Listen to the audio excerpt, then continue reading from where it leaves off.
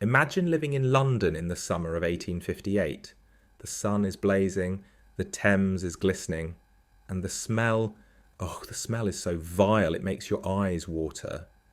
This wasn't just a bad day of rubbish collection. This was the Great Stink. The summer when London's river became a toxic soup, and the smell alone was powerful enough to force Parliament into action. By the end of this video, you'll know how a city's stench sparked one of the greatest engineering achievements in history and saved millions of lives. So grab a clothespin for your nose. Let's dive in. Well, not literally. To understand the stink, we need to rewind a bit. London in the mid-19th century was a booming metropolis with over 2.5 million residents. But sanitation hadn't caught up. Most homes relied on cesspits, basically giant pits of waste under their houses, or simply dumped everything into open drains. Drains eventually led to the Thames, which was also the city's primary water source. Yes, you heard that right. Londoners drank water from the same river they used as a toilet. And wrong it went. London was hit by 3 devastating cholera outbreaks between 1832 and 1854, killing tens of thousands. Back then, most people blamed miasma, foul air, rather than contaminated water. Then came the summer of 1858. London baked under a heat wave, and the Thames began to reek like never before.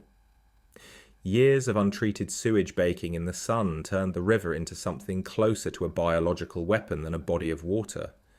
Newspapers described it as a Stygian pool, reeking with ineffable and unbearable horror.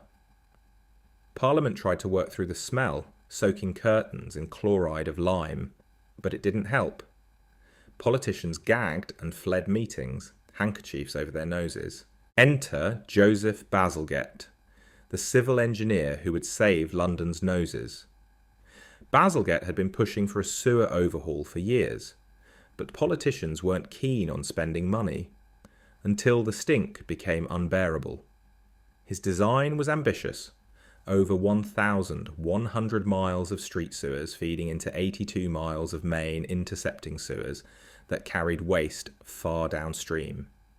He even doubled pipe sizes, just in case, a decision that future engineers would call genius. Construction began in 1859 and took nearly 2 decades. Thousands of labourers worked in dangerous, filthy conditions, hand-laying over 300 million bricks. Bazalgette's project also reshaped London. The Victoria, Albert and Chelsea embankments were built over the sewers, replacing swampy riverbanks with elegant promenades. Bazalgette's sewers eliminated cholera outbreaks, though he never realised waterborne disease was the culprit. His oversized pipes still serve London today, a century and a half later.